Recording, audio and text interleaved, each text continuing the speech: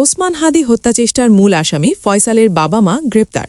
RAB রাজধানীর রাজনীতিতে আলোড়ন তোলা শরীফ ওসমান বিন হাদি হত্যাচেষ্টার ঘটনায় নতুন মোড় নিয়েছে তদন্ত।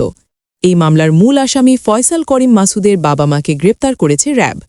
গভীর রাতে প্রকাশিত এক সংবাদ বিজ্ঞপ্তিতে র্যাব এই তথ্য নিশ্চিত করে, যা মুহূর্তেই দেশ জুড়ে আলোচনার জন্ম দেয়। র্যাব জানায়, গতকাল ভোর 5:30টার দিকে ঢাকা জেলার দক্ষিণ কেরানীগঞ্জ থানার হাসনাদাদ হাউজিং এলাকায় বিশেষ অভিযান চালানো হয়। অভিযানে গ্রেপ্তার হন ফয়সালের বাবা মোহাম্মদ হুমায়ুন কবির, বয়স 70, এবং মা মোসা হাসি বেগম, বয়স 60। এই গ্রেপ্তারের মধ্য দিয়ে তদন্তে গুরুত্বপূর্ণ অগ্রগতি হয়েছে বলে দাবি করেছে র্যাব। গত শুক্রবার রাজধানীর পুরানা পল্টন এলাকায় চলন্ত মোটরসাইকেল থেকে দুর্বৃত্তরা গুলি চালায় রিকশায় থাকা ওসমান হাদিকে লক্ষ্য করে। গুলিবিদ্ধ হয়ে গুরুতর আহত হন তিনি।